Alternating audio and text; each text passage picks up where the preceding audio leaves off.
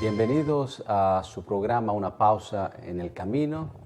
Este es un espacio dedicado al estudio de la Biblia con una aplicación práctica para la vida. Yo soy Hans Gutiérrez, pastor y profesor de teología en la Universidad Adventista Italiana con sede en Florencia, de donde estamos realizando esta transmisión. El tema para esta semana es los dirigentes de Israel. Y antes de tratarlo y compartir algunas reflexiones, quiero invitarte a una palabra de oración. Padre nuestro que estás en los cielos, te agradecemos por este momento especial que nos das en la semana para detenernos, alimentarnos, reflexionar, orar, de acuerdo a la propuesta que nos haces con el tema de esta semana y el que también representa la conclusión del estudio de todo este trimestre. Quédate con nosotros, guía nuestros pensamientos y también la visión de la obra de tu iglesia. En el nombre de Jesús. Amén.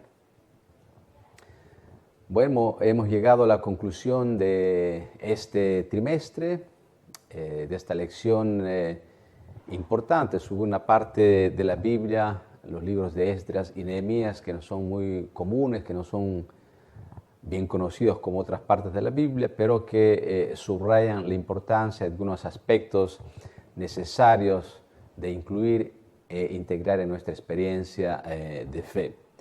Y en particular modo, detrás de la figura de Esdras y Nehemías, encontramos el perfil de lo que debería ser un dirigente de iglesia, un dirigente de comunidad. Hacer grupo o formar un grupo no es una cosa fácil y lo demuestra la experiencia de estos dos hombres del Antiguo Testamento, y sobre todo porque ser dirigente significa varias cosas según el momento histórico. Una cosa es construir, formar una comunidad, otra es administrar la comunidad en un periodo de paz y otra, tal vez incluso más difícil, es de reorganizar o de reconstruir una comunidad cuando está casi desaparecido. Eso es lo que representa el desafío para Esdras y Nehemías. Tuvieron que crear una comunidad de lo que había quedado, no fruto de la destrucción de las potencias extranjeras. La pregunta a la base es, ¿un grupo se puede autoadministrar o es necesario la guía de un líder? ¿No? La lección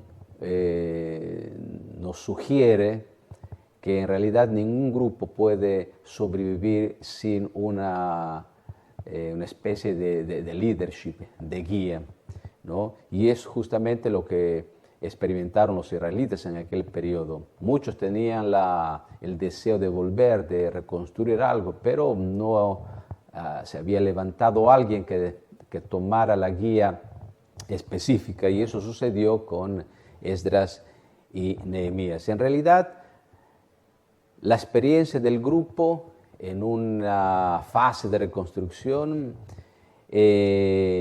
deja algunos desafíos, porque justamente el líder trata de organizar las fuerzas, recoger las fuerzas, ¿no? Priorizar los objetivos, ¿no?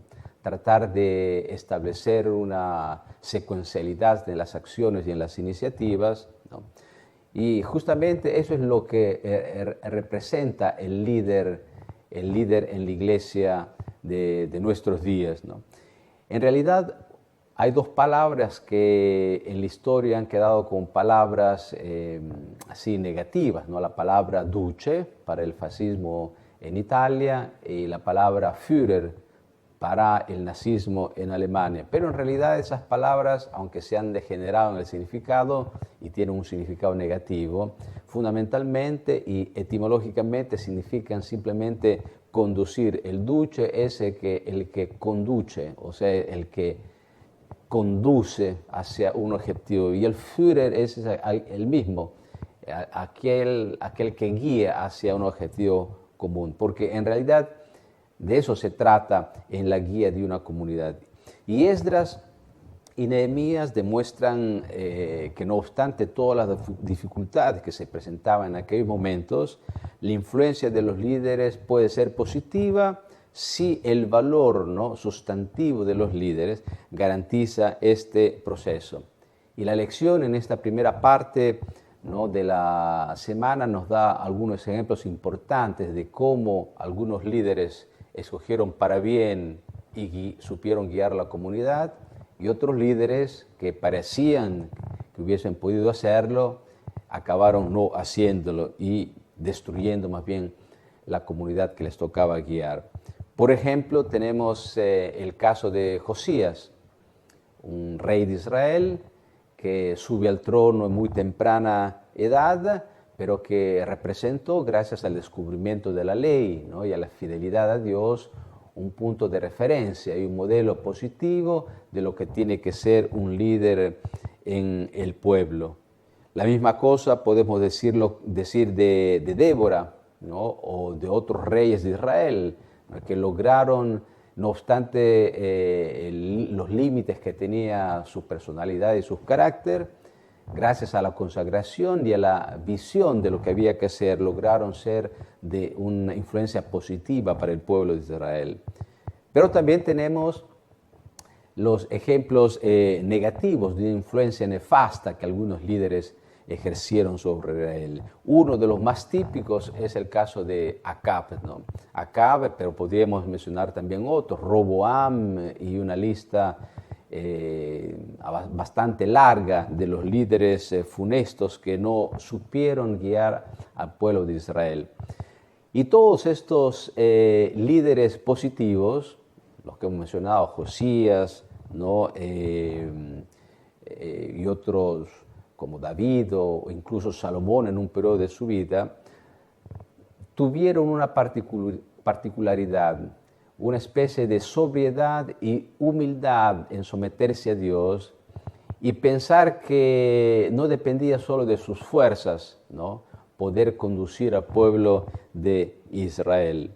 Y la misma cosa podemos encontrar en negativo en todos los líderes que fracasaron. Hay una constante que los une, por ejemplo, Acab, Roboam, ¿no?, esta especie de superioridad y prepotencia, esta especie de excesivo orgullo que les impidió ver el límite de su propia acción y los errores de su acción, y que los condujo a menudo a confiar no en Dios, sino en alguien falible, ¿no?, como el caso de Acab en su mujer, de Roboam en sus amigos, pero con un destino igual, ¿no?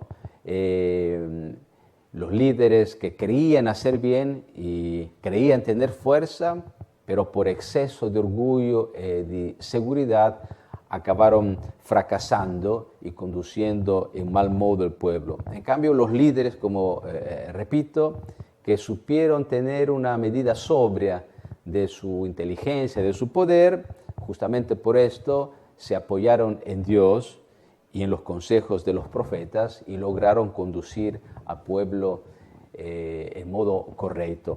A este tipo de influencia positiva de líderes pertenece justamente el perfil de Esdras y el perfil de Nehemías que hemos estudiado todo este trimestre.